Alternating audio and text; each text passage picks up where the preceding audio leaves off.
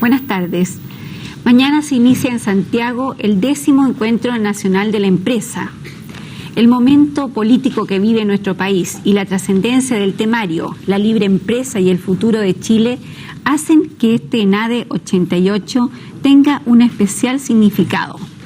Importantes transformaciones ha vivido la economía chilena desde 1974. En líneas generales se puede decir que estas transformaciones se han caracterizado por un mayor estímulo a la actividad privada, un rol del Estado cada vez menor, mínimo, y también una apertura hacia el comercio exterior. Esta transformación económica ha apuntado también a actividades de tipo social, concretamente a la salud, la educación, la previsión, la organización laboral, introduciendo en todos estos cambios importantes transformaciones.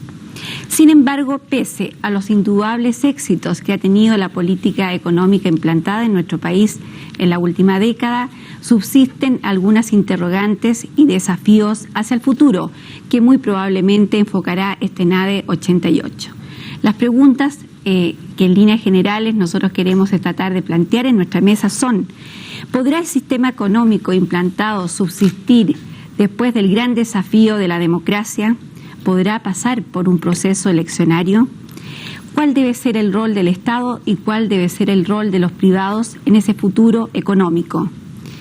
Y por último, ¿cómo abordar y dar respuesta eficiente al gran problema que abordará Chile en la próxima década, la pobreza? Son algunas de las interrogantes que en este momento se plantean muchos en este país y que esta tarde en nuestra mesa conversaremos con nuestros invitados. Ellos son José Antonio Guzmán, vicepresidente de la Cámara Chilena de la Construcción, representante de la Confederación de la Producción y el Comercio. Ricardo Claro, abogado, empresario y profesor de la Universidad de Chile.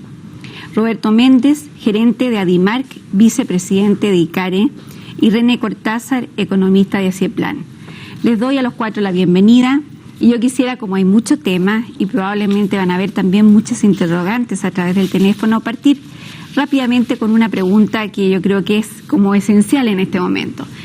Este ENADE 88, que todos los años en el último tiempo ha tenido mucho significado, se han planteado los temas que en los meses siguientes pasan a ser temas de debate, va a ser probablemente este año, por las características que decía al comienzo, una especie de examen de grado a la economía chilena y al sistema que se ha implantado en los últimos años.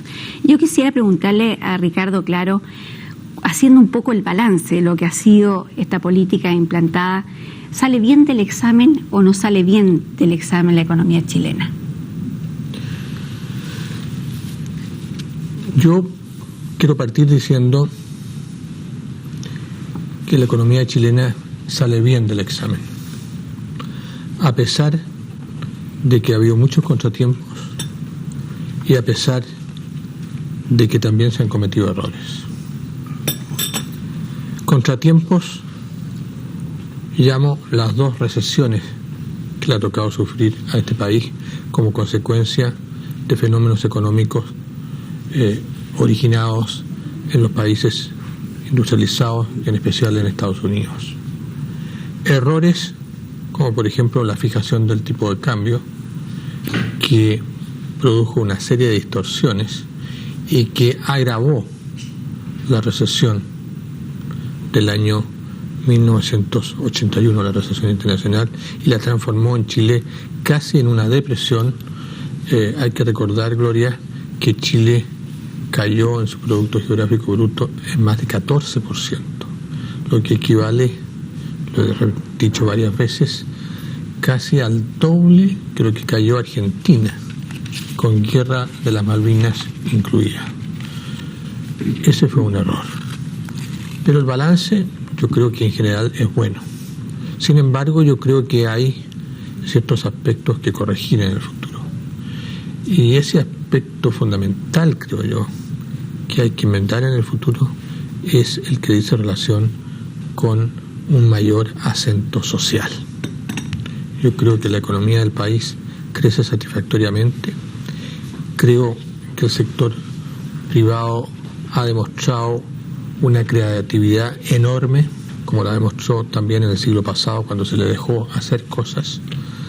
hemos aumentado las exportaciones en cantidad, en calidad, estamos en todos los países del mundo.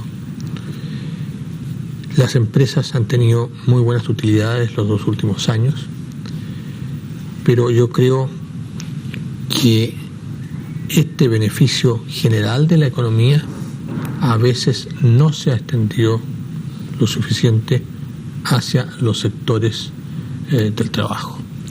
René, CIEPLAN ha sido crítico del modelo económico durante todos estos años. Lo hemos visto a través de incluso las críticas que ustedes formulan en los medios de comunicación. Entonces, existe el temor dentro de muchos chilenos, los que están de acuerdo con las políticas económicas implantadas, de que una vez que advenga un régimen democrático o la posibilidad de un gobierno de oposición, esta política puede sufrir en el camino muchos cambios tan drásticos que pudieran hacerla inviable. Entonces yo quisiera que aquí nos pudieras exponer un poco lo que piensa CIEPLAN de que deberían ser los cambios que debería tener esta política económica y qué cosas se mantendrían del modelo. Bueno, yo creo que hay, como se señala, distintos aspectos que hay que separar en lo que han sido las políticas económicas de los últimos años. Y hay también que considerar de que las políticas de los últimos años no han sido siempre las mismas. Por ejemplo, CIEPLAN, durante muchos años criticamos esta política de tipo cambio fijo que se había seguido, este dólar a 39 pesos que produjo, creo yo, tanto daño en la economía chilena y que fue un aspecto que se corrigió. Se criticó también la falta de regulación del sistema financiero, que fue excesiva a mediados de la década de los 70, y sin duda hubo correcciones en esa área. Se mencionó la necesidad de una política de precios agrícolas para el trigo y otros que fuera más racional para permitir una expansión del sector, y sin duda varias de esas cosas se corrigieron. Y por lo tanto, las críticas que se han ido planteando, algunas de ellas permanecen naturalmente, y otras creo que la experiencia demostró que eran críticas válidas y que no eran críticas simplemente irracionales las que se hacían, sino que eran críticas que apuntaban a problemas que después mostraron ser problemas. Ahora, respecto de la pregunta que tú señalas, cosas para mantener y cosas para cambiar, yo creo que hay puntos medulares de lo que se ha hecho durante estos últimos 15 años que es necesario transformar, cambiar, y que Ricardo Claro los mencionaba, varios de ellos. Es fundamental preguntarse este desarrollo ¿para quién? ¿Para qué sectores? ¿A qué sectores queremos servir? ¿A qué sectores necesitamos responder? Y aquí hay un problema sin duda en los temas de pobreza, sin duda en los temas de ingresos mínimos, en los problemas de salud, en los problemas, yo diría, de recuperar un cierto equilibrio social en Chile, que yo creo que se ha perdido. Hay un problema también muy fundamental respecto de las organizaciones sociales. Se ha producido un debilitamiento de las organizaciones sociales muy grande, que en un régimen democrático no debe continuar. Un ejemplo, los años previos al régimen militar, había por cada trabajador desocupado como 10 trabajadores que pertenecían a organizaciones sindicales. Hoy día hay más trabajadores desocupados o subempleados que trabajadores organizados. Ese es un cambio enorme, que es necesario fortalecer las organizaciones. Y hay aspectos que hay que mantener y fortalecer aún más. Por ejemplo, desarrollo exportador, fundamental. Hay que construir una economía para los años 90. Aquí nadie puede pretender hacer política económica como si el mundo estuviera en los años 60, porque el mundo está en los años 90.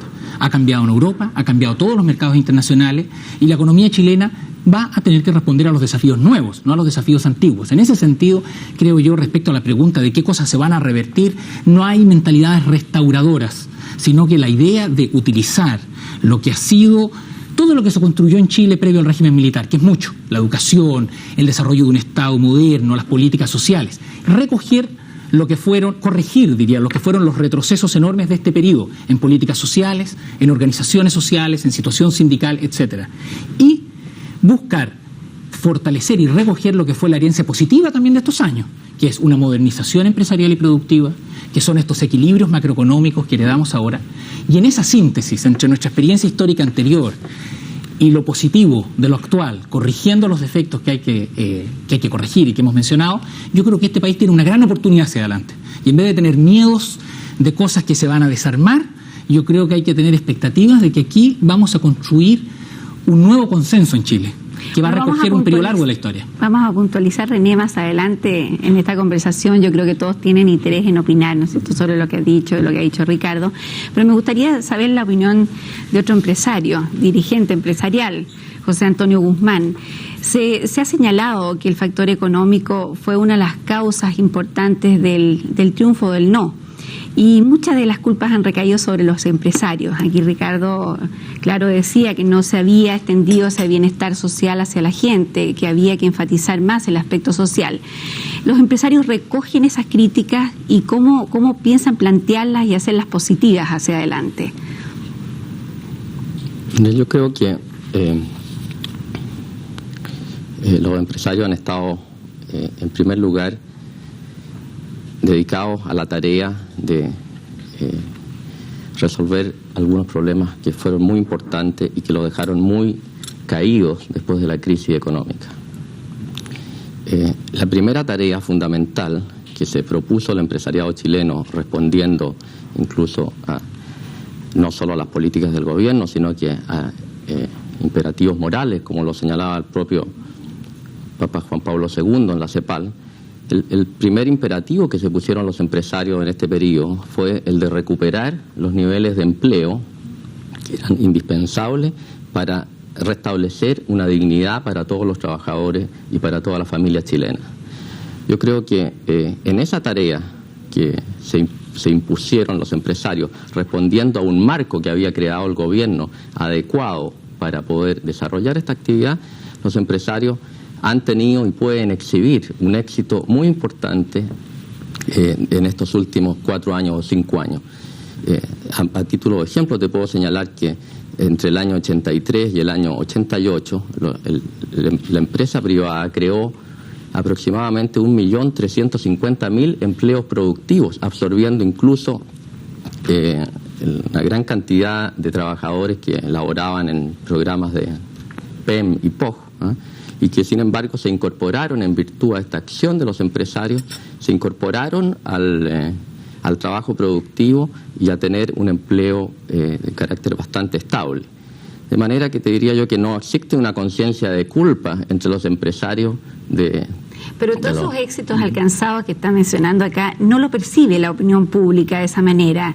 Y el grueso, cuando se le pregunta, dice que todo ese bienestar económico no se ha traducido en la gente, no ha habido mejora en los salarios, por ejemplo, y en determinadas otras medidas. Entonces, por eso que yo pregunto, ¿hay una autocrítica fuerte dentro de los empresarios para determinar que al lado de las cosas positivas que hicieron también puede haber habido cosas negativas? Sin duda, desde luego hay una autocrítica, por supuesto. Estos foros como este de NADE precisamente apuntan, entre otras cosas, a autoanalizarse la posición y la situación en que están los empresarios respecto de la economía, a estudiar en general la perspectiva económica. Y sin duda que los empresarios han analizado este aspecto. Ahora, yo creo que no se puede ser muy injusto en el sentido de que a partir ya de los últimos 18 meses, se ha notado un incremento importante en las remuneraciones reales de las personas en Chile. Hay una recuperación que marca una tendencia que yo pienso que de continuar desarrollándose la economía en los términos y en el marco que se viene desarrollando, puede restablecer en un plazo muy breve el nivel de remuneraciones y el nivel de ingreso que tenían las familias y las personas y los trabajadores a comienzo de esta década. Vamos a volver a ese tema, pero yo quisiera a Roberto hacerle una pregunta que yo me hacía al comienzo de este programa, y es: ¿subsistirá el modelo en democracia, el modelo económico implantado? Porque es la gran duda, ¿no es cierto?, cuando estén funcionando parlamento crítico, cuando haya muchas instancias en que a lo mejor no hay, ¿no es cierto?, un apoyo tan grande como ha habido en todos estos años hacia lo implantado. ¿Qué pasará? Es la pregunta que se hace la gente. Bueno, yo creo que justamente ese es el gran desafío que tienen las personas que creen en un sistema económico libre, que la opinión pública le dé su apoyo. Yo creo que el sistema económico se ha desarrollado y ha tenido en realidad múltiples beneficios para la población, incluyendo los errores que se han cometido, pero ha crecido en un ambiente muy protegido, y evidentemente eso tiene ventajas y desventajas. La ventaja es que pudo hacer ciertos cambios estructurales que probablemente no se habrían podido hacer en otro contexto. Pero sin embargo desarrolló un estilo también en que no está acostumbrada a las personas que han hecho política económica a considerar la opinión pública y considerar que ésta periódicamente va a ir aprobando en un sistema democrático las decisiones, los programas, las políticas que se vayan desarrollando. Yo creo que justamente este es un desafío. El tema que yo voy a tocar en ENADE se trata exactamente de ese tema, y yo creo que es posible. Hay hechos muy sólidos que hacen pensar que la población comparte los principios básicos de una economía libre. Sectores muy amplios de la población comparten esos principios, y probablemente si se les presentan dentro de un programa, un proyecto atractivo, los van a apoyar políticamente. Bueno, aquí Roberto ha dicho que es expositor. Yo tengo que decir que René y Ricardo también son expositores mañana, y como mucho del público no va a poder asistir en A88, a pesar de que son un número importante de empresarios, de economistas, de hombres de empresa, 700, 800, gran parte del público no lo va a presenciar. Y yo quisiera que aquí avanzáramos y a lo mejor llegaran ustedes a acuerdos sobre lo que debe hacerse o lo que no debe hacerse. Entonces, René había planteado que en líneas generales el sistema podía mantenerse con variados ajustes. A mí me gustaría preguntarle a Ricardo ahora qué cosas no deberían cambiar, por ejemplo, para que el sistema pudiera mantenerse con los éxitos alcanzados hasta el momento. Ya yendo a lo negativo, no debería. Bueno, yo creo que si el próximo presidente de la República es un hombre razonable, debería mantener todo lo esencial del sistema de economía libre que actualmente existe. Yendo directamente a su pregunta, yo diría que las cosas que no deberían cambiarse son el respeto por la propiedad privada, que es un derecho natural del hombre, que emana del hecho de ser persona, de tener su dignidad. El mercado como elemento asignador de los recursos económicos. El derecho a la libertad de trabajo. El derecho a la libre iniciativa en materias económicas. El principio de subsidiariedad, que indica que lo que pueden hacer organismos o personas de un nivel inferior no tiene por qué realizarlos el Estado. La libertad de contratación, el poder actuar en la vida comercial haciendo contratos libremente. Yo diría también la apertura al comercio exterior. Chile es un país con un mercado muy reducido, tiene 11 millones y medio de habitantes, de un nivel de ingreso medio. ¿Por qué convertir la economía chilena en una economía destinada a un mercado pequeño cuando existe la posibilidad de abrirse a todos los países, a todos los océanos del mundo? Yo pienso que eso esencialmente debe ser conservado. ¿Qué agregaría yo? Yo agregaría, y está relacionado con mi respuesta anterior, el principio de la solidaridad, del cual habló Su Santidad Juan Pablo II. El principio de subsidiariedad siempre ha ido acompañado, desde la doctrina tomista en adelante, del principio de la solidaridad. A ver, René, no sé si Roberto quería agregar algo a lo que ha dicho o comentar lo que ha dicho Ricardo. Yo solamente quisiera hacer el agregado, de que esos principios que son generales y que dentro de ellos caben políticas económicas un poco distintas, pero esos principios generales son compartidos y apoyados por una gran cantidad de la población. Nosotros hemos estudiado este tema como ADIMARC y realmente es notable que las personas apoyan los principios de una economía libre, que son los que enunció Ricardo, aun cuando a veces desaprueban aplicaciones específicas de ellos dentro de este gobierno. Pero los principios generales tienen el apoyo de la población, de tal manera que aquellas posturas políticas que se basen en estos principios tienen más posibilidades de triunfar en el juego democrático. Hay una pregunta que es importante, que estos últimos días la hemos visto dentro de los debates de los medios de comunicación, es el tema del rol del Estado y de los privados.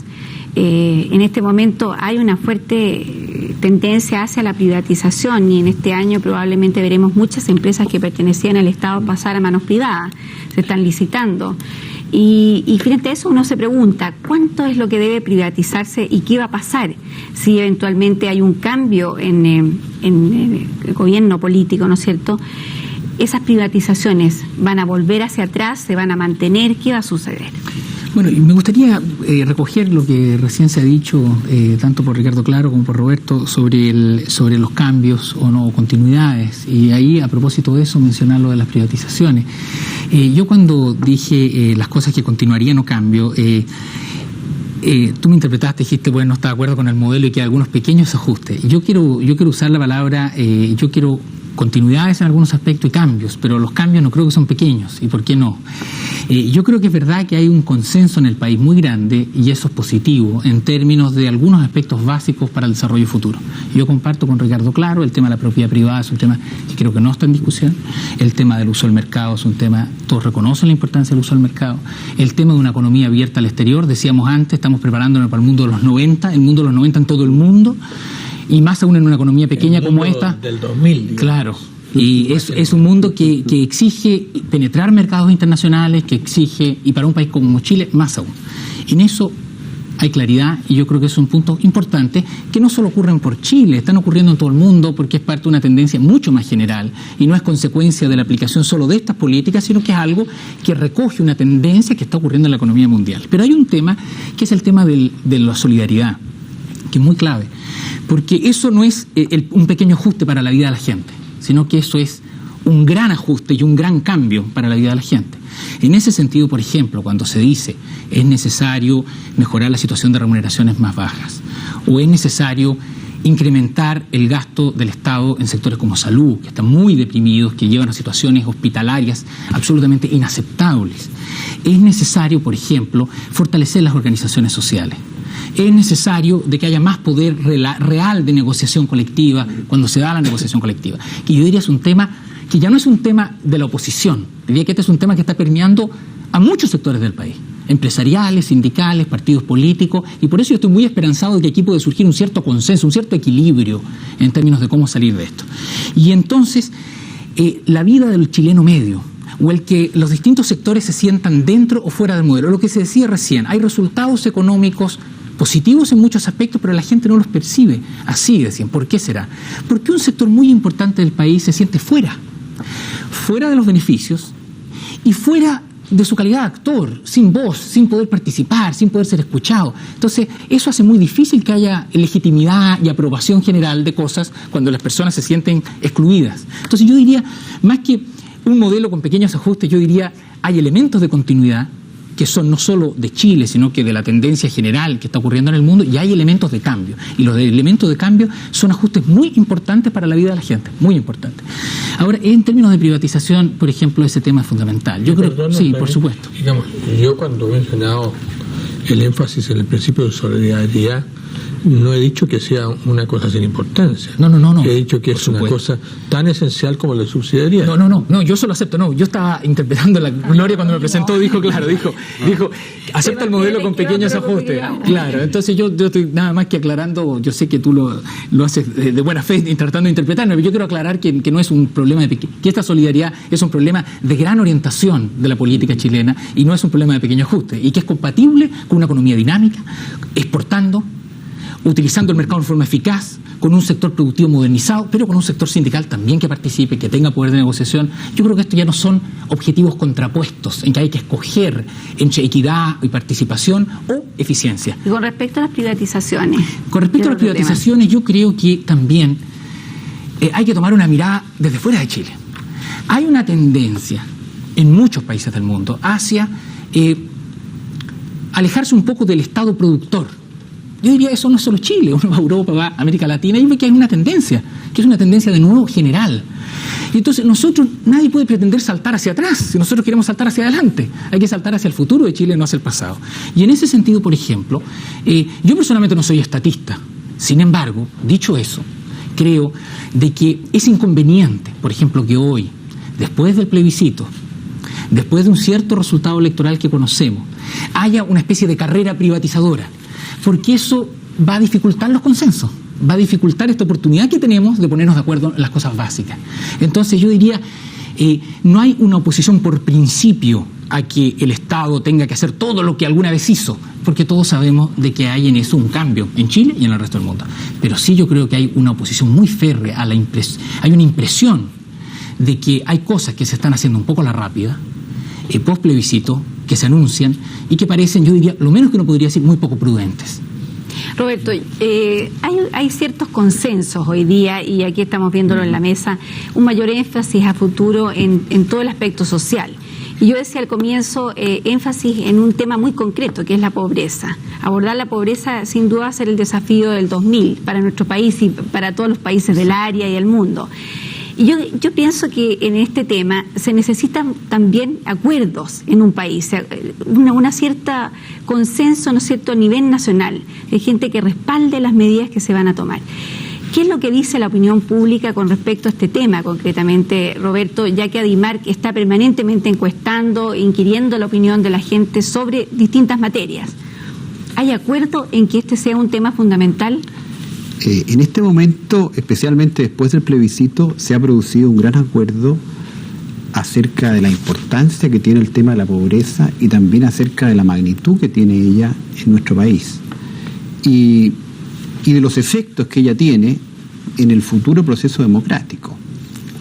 El resultado del plebiscito fue claro. El plebiscito arrojó un resultado determinado y, como se conoce, entre aquellas personas que favorecieron la opción del no, una gran mayoría, sobre un 70%, dijo haber considerado motivos económicos para haber tomado esa opción. Muy por encima de motivos políticos, derechos humanos, rechazo al candidato, en fin, una cantidad de otros motivos que podrían haberse planteado, pero el motivo principal para votar no fue la pobreza, la cesantía, la falta de horizontes que veían muchas personas en lo económico. De tal manera que ese resultado ampliamente aceptado está llegando a todos los sectores políticos. En este momento no hay ningún sector político que pueda esté construyendo, digamos, una oferta para Chile que no vaya a considerar este factor. Y el modelo económico libre que se ha desarrollado dentro de este gobierno tiene que incorporar esta realidad de una manera muy importante. Yo estoy convencido que si no lo hace, y hasta el momento me da la impresión de que no lo ha hecho lo suficientemente, no tiene posibilidades de ser aceptado en el sistema democrático. Bueno, ¿cómo lo van a incorporar los empresarios? Es la pregunta que vamos a dejar para la vuelta después de unos comerciales, porque a mí me sorprende mucho, leyendo declaraciones en el diario de dirigentes sindicales y empresariales, el temor que tiene al factor político. Vamos a volver con este tema dentro de un rato. José Antonio, habíamos señalado que el tema de la pobreza era un tema prioritario hacia adelante, hacia el año 2000. Y se estaban emitiendo algunos juicios sobre cómo debería abordarse este tema de la pobreza. Los empresarios concretamente, ¿qué piensan aportar para dar una solución real, efectiva a este problema? Mira, yo pienso que los empresarios, la primera acción que tienen que desarrollar, continuar desarrollando para solucionar el problema de la extrema pobreza, y creo que en estos momentos están en esa acción, es la de invertir. No podemos pensar en el futuro del país, solucionar ningún problema en el de la pobreza, y por el contrario podemos tener un enorme retroceso sin aumentar significativamente la inversión en este país. Y los empresarios en ese campo tienen un rol fundamental, esencial, que jugar. Y todos los gremios empresariales, los dirigentes empresariales, han estado embarcados en en transmitir esta idea a todos sus representados, en el sentido de que no es posible proyectar la conservación incluso ni siquiera de este sistema económico sin continuar activamente con la inversión en el país. Y por otro lado, respondiendo a tu pregunta, tampoco es posible concebir la solución del problema de la pobreza sin inversión. De manera que esa es, a mi juicio, la primera tarea, la primera acción que deben desarrollar los empresarios hacia adelante. En segundo lugar, yo creo que es necesario, y se está dando un ambiente muy favorable hoy día, para conversar entre los distintos agentes económicos, entre los propios empresarios, con empresarios más pequeños, con los sectores de trabajadores, de alguna manera tratar de percibir qué es lo que piensa también el público consumidor, que es un agente económico muy importante y que muy a menudo queda fuera de este debate. José Antonio, se han hecho una serie de reuniones en el último año, diría yo. Hubo una importante en Jahuel entre empresarios y trabajadores. Hubo otra de parte de los empresarios cristianos también con otro grupo de trabajadores. Y bueno, todas las reuniones han tenido muchas conclusiones, muchos deseos, mucha voluntad de poder llegar a concertaciones. Y pensando un poco lo que ha pasado en otros países donde han transitado de un régimen autoritario hacia la democracia, lo primero que han hecho es concertar, ¿no es cierto?, concertarse empresarios, trabajadores, para llegar a acuerdos mínimos sobre los cuales hacer esa transición y mejorar la situación de ambas partes, produciendo mutuos beneficios. Pero a pesar de todas estas reuniones que ha habido en el último tiempo en Chile, todavía no se llega a acuerdos concretos. Y yo, por ejemplo, escucho las opiniones de trabajadores y escucho las opiniones de empresarios. Hay muchos puntos de encuentro, pero también hay discrepancias. Entonces, frente al tema, por ejemplo, del salario, existen discrepancias importantes. Fijación de un salario mínimo que garantice un mínimo también de bienestar a la gente. Hay empresarios que están dispuestos a aceptarlo, pero muchos otros que no están dispuestos a aceptarlo. A reconocer a las entidades gremiales en este momento existentes, sindicales, a estar dispuestos a modificar partes del código laboral. Bueno, frente a esos puntos concretos, ¿cómo se plantea hoy el empresariado? ¿Y qué va a formular mañana, por ejemplo, frente a ENADE? Mira, yo creo que, como tú bien señalas, hay muchos puntos de acuerdo entre sectores de trabajadores y sectores empresariales. Yo quisiera hacer una precisión previa, porque a mí la palabra concertación creo que requiere una explicación, porque podría aparecer ante la opinión pública la palabra concertación como dos entes que se están concertando a espaldas de un tercero, que en este caso podría ser el público consumidor, que en definitiva, sin tener nada que ver en esta concertación, resulte perjudicado porque en virtud de esa concertación los precios de los productos le subieron. Entonces, nosotros, más que de concertación, nos gusta hablar de un pacto social, por lo menos dejar muy en claro que esta concertación no pretendemos dejar a nadie fuera de esta conversación. Efectivamente, se han desarrollado diversas reuniones entre sectores laborales. Ya la Confederación el año pasado realizó un encuentro en Jahuel, a la cual lamentablemente no asistieron algunos sectores de trabajadores por algunos problemas políticos que escapaban a nuestro control.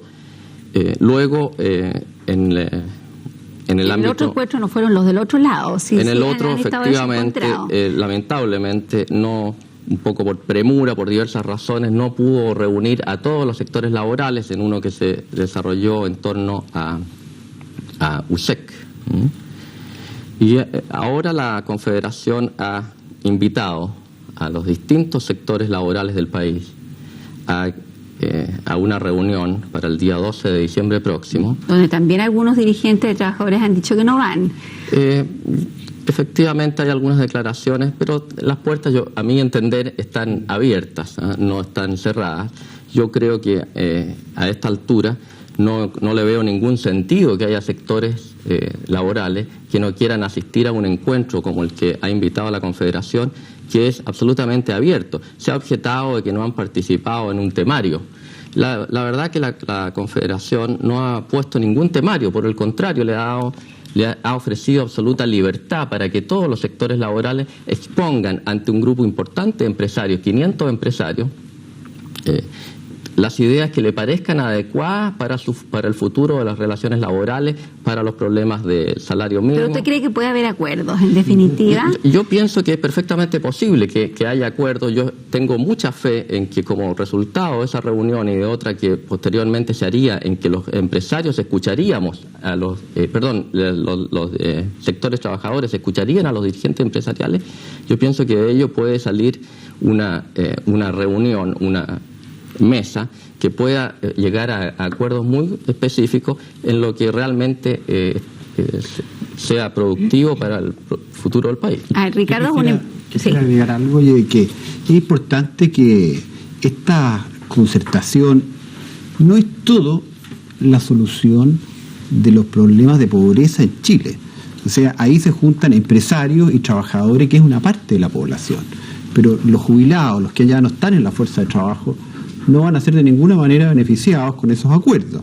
El problema de la educación, que todo el mundo está de acuerdo, que es el problema de mediano plazo para solucionar la pobreza, tampoco cae dentro de una concentración entre trabajadores y empresarios. El problema de la salud, tampoco. Entonces, esa es una parte del problema social y de pobreza de Chile, pero hay muchos otros que caen fuera de una posible concertación entre empresarios y trabajadores. René. Una comentario pequeño a eso. Yo creo que más allá de las dificultades que haya respecto del inicio de estas conversaciones, que uno escucha declaraciones de lado y lado y suenan también razonables, dicen, bueno, somos actores adultos todos, si nos vamos a hacer un esfuerzo de concertación, busquemos de común acuerdo un método. Me parece que eso es legítimo. Hay una invitación, hay una carta de la CUT, hay una invitación de la Confederación de la Producción y el Comercio, hay un retruque, digamos, diciendo, hagamos juntos no la agenda temario solamente, sino que el proceso. Alguien dio por ahí una explicación que me pareció en cierto modo razonable, dije, no partamos con asambleas de 500 personas, porque puede facilitar la conversación, el hecho de partir en grupos más pequeños, aún hasta sectorial, en fin.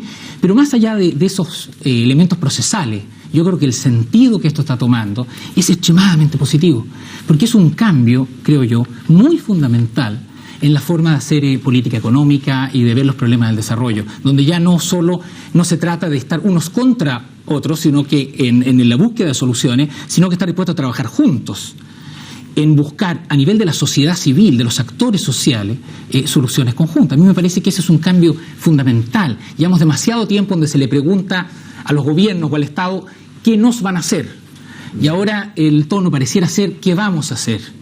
Y ese yo creo que es un cambio muy sano, que apunta en torno a fortalecer un principio de cooperación en la sociedad chilena, fundamental para la democracia, y donde yo creo que puede estar de nuevo el germen de algo muy crecedor hacia adelante. Y en ese sentido, pasados los escollos, digamos, de los inicios de esto, yo creo que ahí hay algo pero extremadamente positivo. Ahora, Ricardo es un empresario también, y yo quisiera saber su opinión con respecto a las posibilidades de llegar a acuerdos. Para llegar a acuerdos hay que transar, hay que estar dispuestos una y otra parte a lo mejor renunciar a algunas reivindicaciones o algunas luchas, ¿no es cierto?, propias para conseguir un bien común. En este caso, los empresarios, ¿qué deberían o qué estarían dispuestos a renunciar, Ricardo? Bueno, yo creo que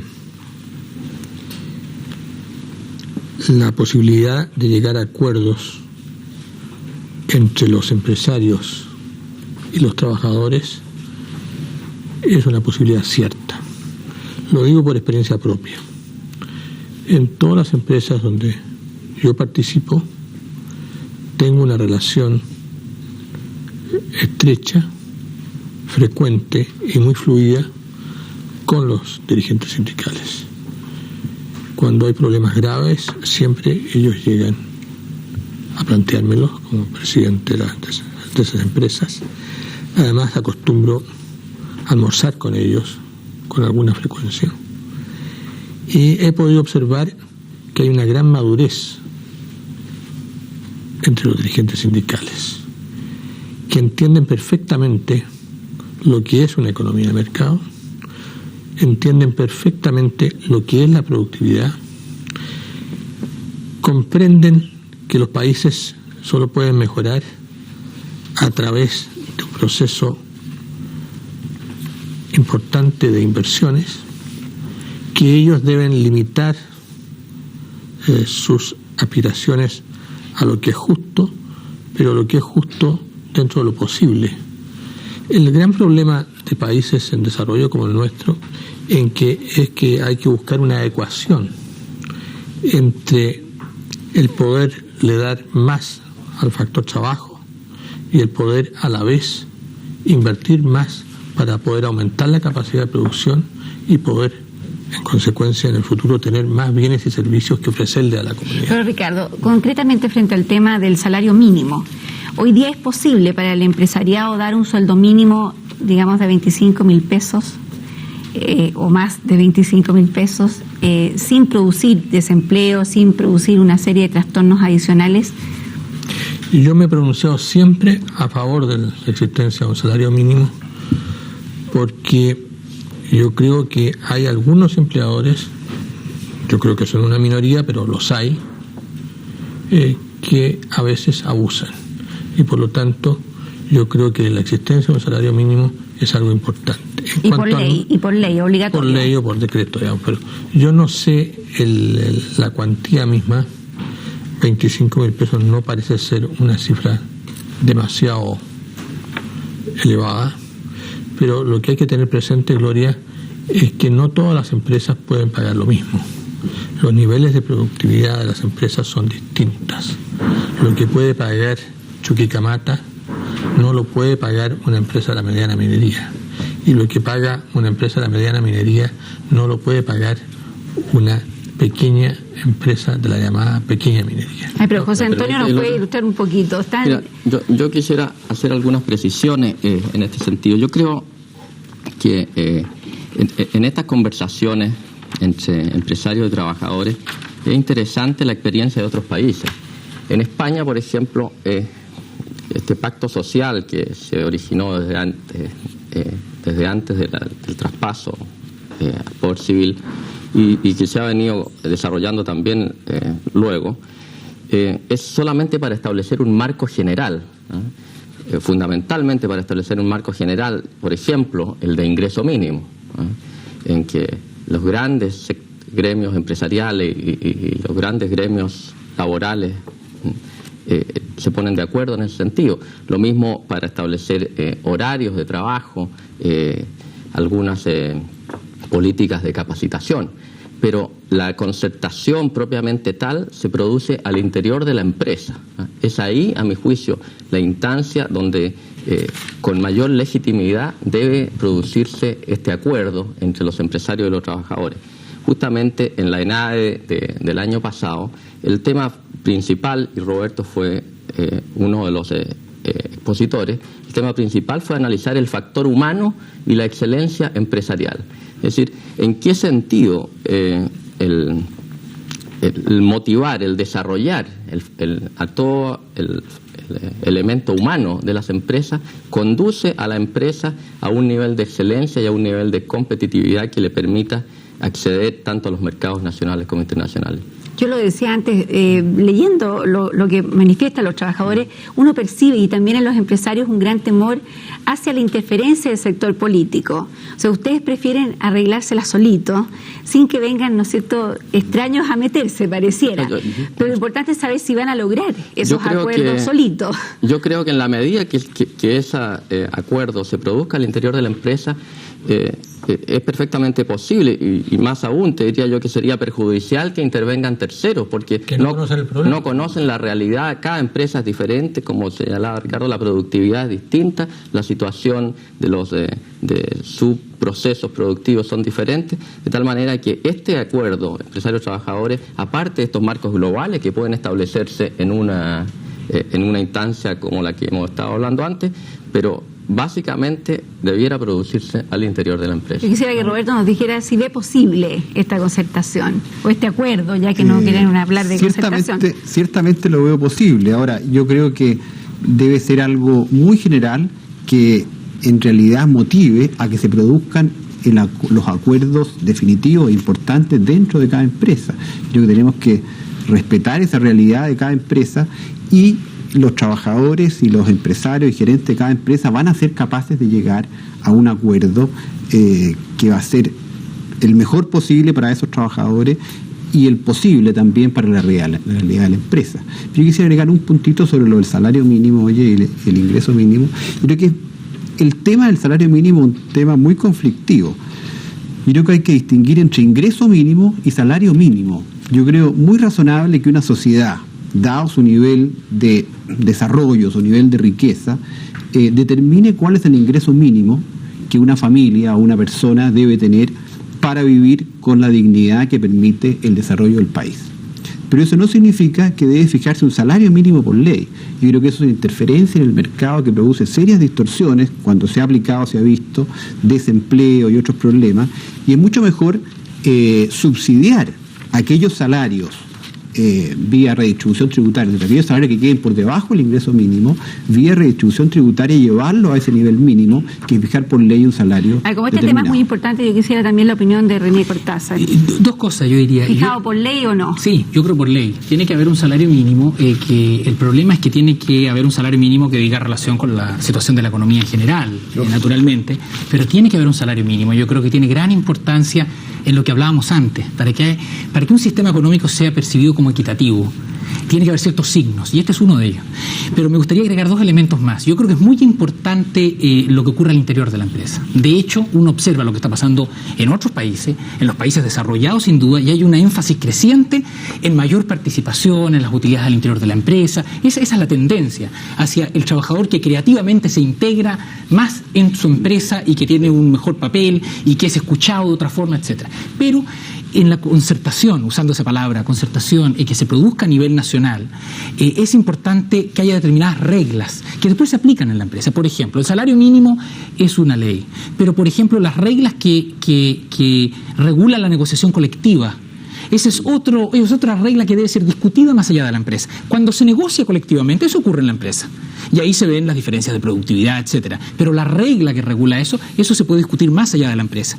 En ese sentido, yo creo que no debemos tener miedo a estas conversaciones de temas que van más allá de la empresa. Pero tenemos que tener claro, lo que aquí se ha señalado, que en su aplicación es fundamental reconocer las diferencias al interior de lo que es la realidad de distintos sectores o de distintos tamaños de empresas. Bueno, yo quisiera agradecerle a los cuatro la presencia esta tarde en nuestra mesa. Nos han adelantado mucho lo que va a ser probablemente en ADE 88 este año, que como señalábamos al comienzo, tiene una especial significación por el momento que se está viviendo y por el tema y los temas que se van a abordar.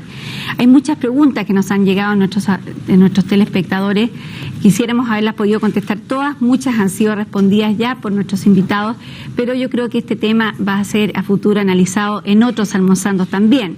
Así que quiero agradecerles, reiterarles nuestro agradecimiento de que estén esta tarde con nosotros, dado lo ocupado que están estos días previos a ENADE.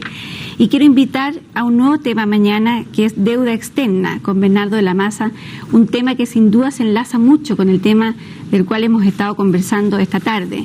En la medida de que hayan recursos y disponibilidad de recursos, también se van a poder abordar soluciones a los temas que se han conversado esta tarde. Los invitados mañana son Andrés Bianchi, secretario ejecutivo adjunto de CEPAL, Pablo Piñera, economista de CIEPLAN, Rafael Altunate, analista de economía internacional. Con Bernardo de la Maza, hasta mañana, y de ustedes me despido hasta la próxima semana. Muchas gracias.